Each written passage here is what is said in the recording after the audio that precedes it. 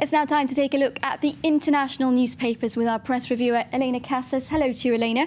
So we're starting with UNESCO, obviously the huge story of the day. How's the move to accept the Palestinians gone down in the United States? The Palestinians have a suicide vest around the UN's torso and they could blow it up at any minute. That's an incredibly undiplomatic quote from a US diplomat, an anonymous one, quoted in an editorial of the Washington Times. Now, this is quite a right-wing US paper who say the government is entirely right to stop UNESCO's funding over this issue.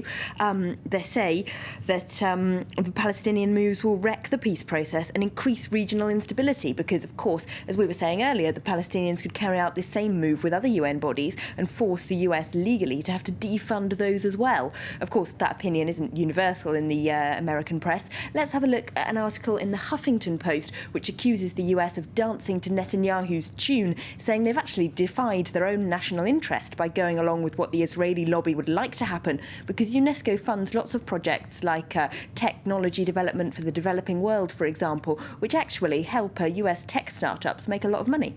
We have to remember that UNESCO is not just a cultural body, as it has lots more strings to its bow.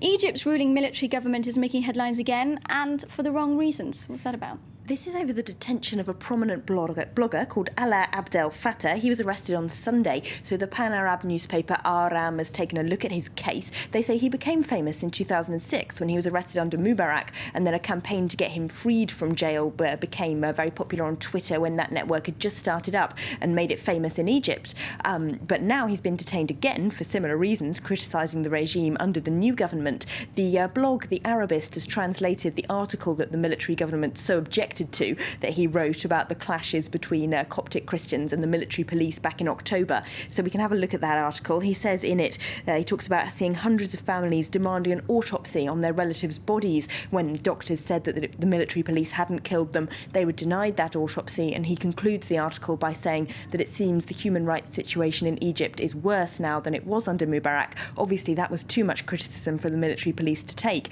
and it's now landed him in prison. OK, and you've had a look at the situation in Yemen as well. Is that linked? Is it about free speech? Well, not exactly, but let's look at the English language website there, the Yemen Times, locally. They say that Saleh is set to go the same way as Gaddafi. They say the country is tilting towards a civil war, and it looks like he's going to have more of a Gaddafi outcome than a Mubarak one, they conclude. The UN now obviously has called on him to step down, and they say the will of the people will force him out. Now, we're also talking in the earlier bulletin about the sexual assault allegations against the Republican presidential candidate Herman Cain in the United States. What's the press saying about that?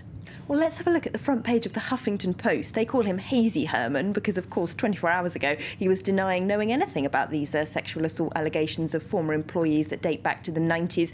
Now, of course, he's suddenly remembered that there were two women there who took large settlements from the company he used to work for. The Daily Beast also has stuck its teeth into him today. They say he's playing the race card, and they suggest that it could even work, that by suggesting that this whole story was sort of cooked up by hypocritical liberals who object to his race, he could actually become a conservative folk hero and win over some of the Republican right. But certainly he's been slated for being a bit hazy, as you say, and for being a bit slow to react to this. You've had a look as well at a court case making news in London involving two Russian oligarchs. Apparently it was absolutely painful to watch this testimony. Yes, this is the Chelsea owner Roman Abramovich and Boris Berezovsky, who's an oligarch who has been living in London in exile for 10 years, having fallen afoul of Putin. Now, it turned out yesterday in court the Chelsea owner actually can't speak English.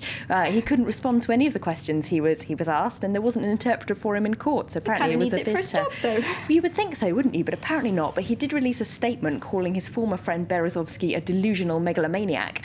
Now, Berezovsky is suing him for $5 billion, which The Guardian thinks is the biggest ever civil suit filed anywhere in the world by one individual against another. It's over oil shares that Abramovich says Berezovsky forced him to sell, the other way around, at the beginning of the 90s. But it's a huge case. An old business relationship has gone sour. Thank you very much, Elena Casas, for bringing us all the latest from the international press.